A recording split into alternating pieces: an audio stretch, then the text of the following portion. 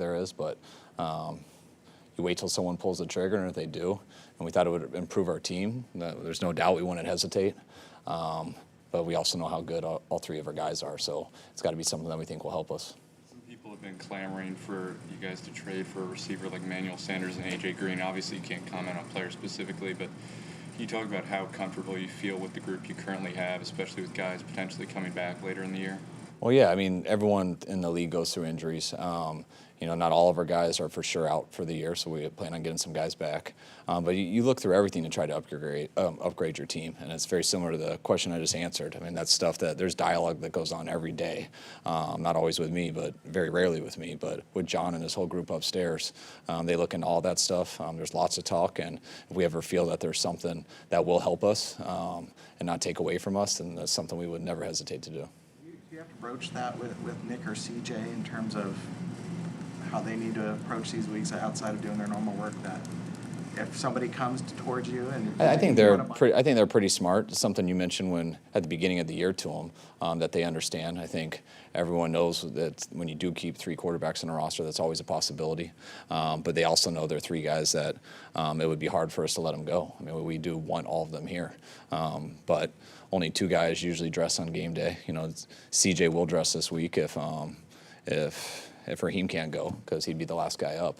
And if we got another guy sick or something the next 2 days, we'd probably go with 45, because we don't see someone we want to cut. So we look into all that, and you talk to them about it. But after that, I mean, it's out of their control. I mean, they just got to work as much as they can, and if that time comes, it is what it is.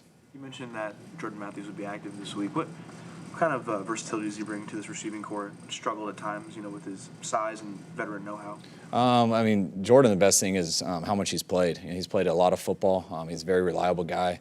We don't mind putting him in there at any position. The game's not too big for him. He plays very physical. He's a big guy. He can run also. He's got good hands. We usually play him at the Z position.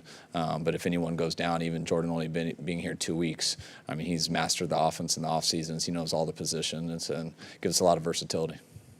I've noticed, digging through some of the numbers, that Jimmy Garoppolo has been better against pressure, the higher yards per attempt against pressure than even in 2017 when he was really good. Has he, looking at the film, been demonstrably better when facing pressure this season?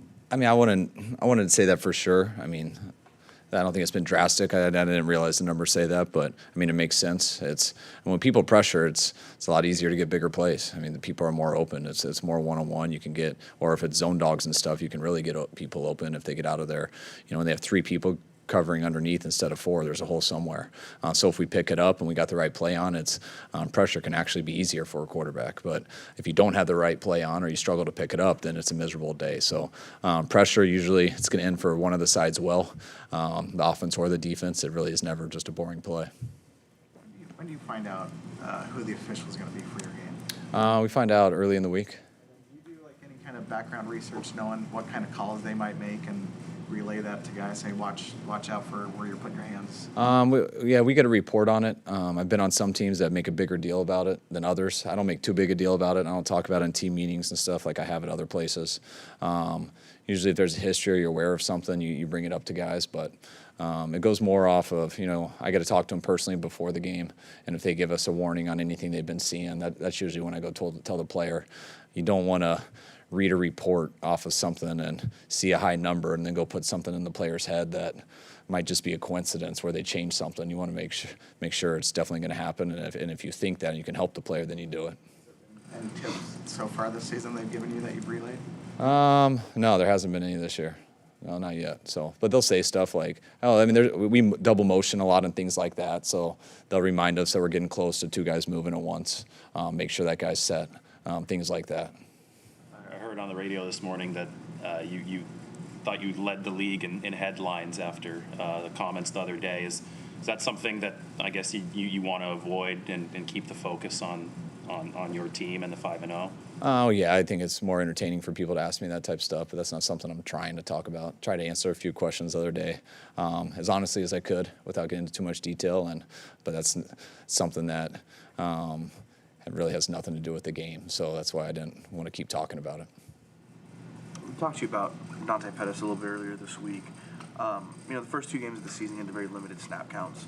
I know you mentioned on the radio as well about a pectoral issue that he had earlier. How's he kind of gotten over that issue, and how's he kind of developed and kind of progressed since that injury? Yeah, I think he's gotten in much better football shape. Now running, doing it more consistently, being able, once his pectorals healed up more, trying to get a little bit more size back.